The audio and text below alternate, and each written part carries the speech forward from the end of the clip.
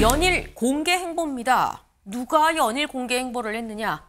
네, 바로 김문수 전 후보인 거죠. 김문수 전 후보 어제 현충일 날 직접 이 참배를 하러 갔습니다. 연일 공개 행보를 하고 있다라는 건데 가서 뭐라고 했는지 잠깐 들어보고 오실까요?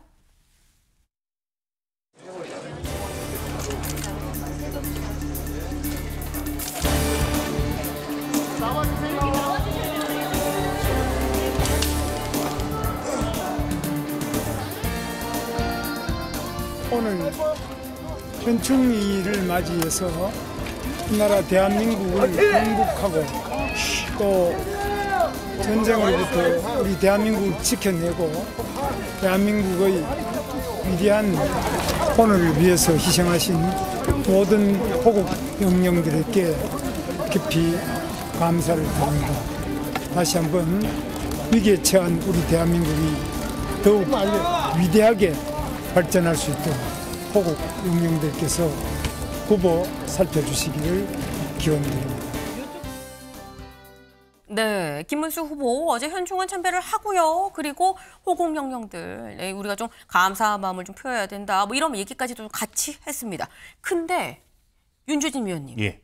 보통 대선이 끝나고 대선에서 패하고 나면 대선 후보가 이렇게 계속 활동을 했었나라는 생각이, 공개 행보를 했었나라는 생각이 들거든요. 사실 좀 생소하죠. 네. 보통 대선이 끝나면은 외국으로 가는 경우도 있고요. 아니면은 자숙하는 모습을 보이거나 행보를 하더라도 대부분은 본인의 지지층과의 어떤 교류, 또 본인을 도와줬던 인사들에 대한 감사함의 표시, 뭐 식사 이 정도는 하는데 사실 현충원을 참배한다는 것은 아주 정치적인 행보거든요. 저는 그래서 김문수 전 후보께서 충분히 어떤 향후 정치 행보에 대한 포석이 있으시고 그렇기 때문에 마치 대선 캠페인을 방불케 하는 네. 그런 모습을 연출한 것이다. 분명히 의도가 있는 것이다라는 생각이 듭니다. 네. 지금 말씀은 보통은 선거가 끝나고 나면 후보는 이 시야에서 약간 사라지기 마련인데 그렇지 않고 공개 행보를 한다는 거, 이건 결국은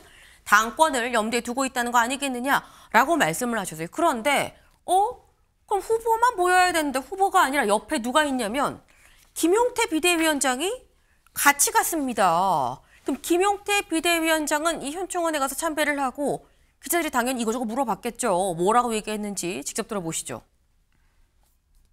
제가 어찌됐든 임기를 마치게 된다면 그 다음에 새로운 비대위가 들어설 텐데 그 비대위는 아마 전당대회를 준비하는 관리형 비대위가 되지 않을까 싶습니다. 그 임기에 연연하지 않겠습니다. 남은 기간에 제가 말씀드렸던 그 개혁의 선명성을 드러낼 수 있고 우리가 무엇을 잘못했는지 시민들께 알려드리고 그러한 반성의 역할을 다할 수 있다면 언제라도 마무리할 수 있다는 말씀을 다시 드리겠습니다.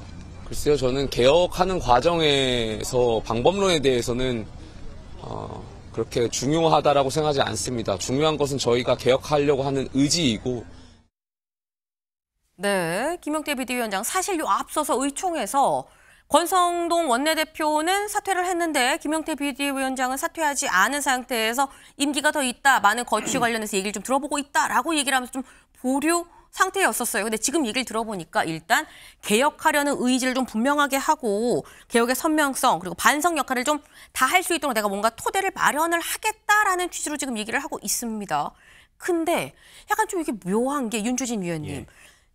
그동안 김용태 비대위원장이 좀 다 같이 모든 전 지도부가 다 같이 좀 내려와야 되는 거 아니냐라고 친윤계에서 얘기를 좀 주장을 해왔었는데 거기에 반대해서 계속 남아있는 거라는 시각도 분명히 있었는데 요번에 간 걸 보면 또 김문수 후보랑 같이 또 갔어요.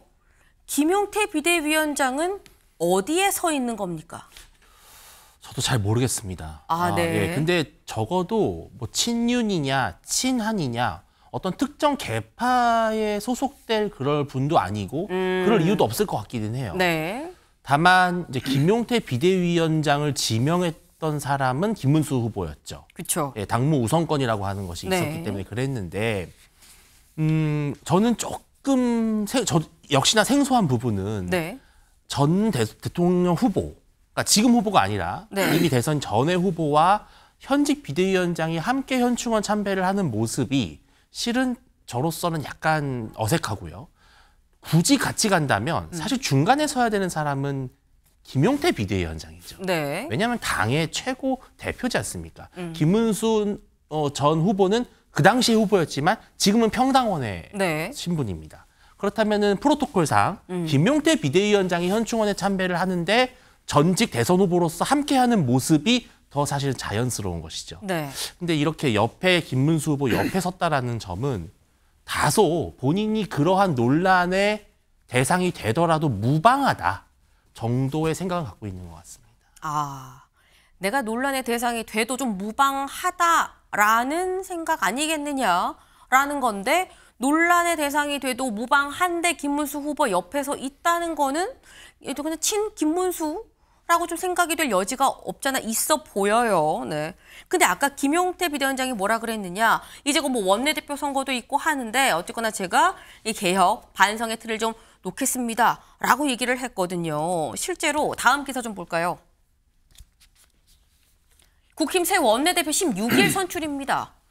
당장 다다음 주 월요일인 거죠. 얼마 남지 않았습니다. 원내대표 이 선거 날짜가 나온 상태에서 이렇게 되면 친윤 친한이 충돌을 할 수밖에 없고 사실상 이미 충돌을 하고 있는 상황인 건데 이렇게 되면 이거는 차재원 교수님. 네. 사실 이건 어떻게 보면 약간 좀 오히려 더 객관적으로 좀 보실 수도 있을 것 같아요. 지금 친윤 친한계 격돌 상황에서 네. 김용태 전 비대위원장, 아까 저희는 주어가 김용태 비대위원장이었거든요. 네. 친윤과 친한계는 김용태 비대위원장을 누구 편이라고 생각을 할까라는 겁니다. 글쎄요. 뭐 지금 김용태 비대위원장이 누구 편이냐. 확실해 보이는 건 김문수 전 후보 편이면 분명해 보입니다. 아, 그건 그렇잖아요. 확실하다. 예. 어제 사실 저기 현충원 참배를 마치고 나서 식사까지 같이 한 장면이 공개가 됐더라고요. 네. 그래서 저도 좀 이해가 잘 안 되는데 사실 어제 김용태 비대위원장은 현충원 참배를 먼저 했어요. 왜? 네. 대통령하고 공식 국가 추진위원식에 참석을 했잖아요. 야당 대표로. 네. 그렇기 때문에 이 두 번이나 하는 그 자체도 너무 이례적이었는데 아무래도 제가 생각했을 때는 김용태 비대위원장은 뭐 앞서 제가 방금 이야기한 것처럼 뭐 김문수 후보 편이라고 이야기했지만 사실은 본인이 지금 뚜렷한 목표를 갖고 있잖아요. 당의 일종의 윤석열 정권과의 관계를 단절시키는 일은 내가 분명히 마치고 나가겠다. 네. 그런 뜻을 갖고 있기 때문에 만약에 그런 관점에서 본다고 한다면 친윤 후보를 밀지는 않을 것 같아요.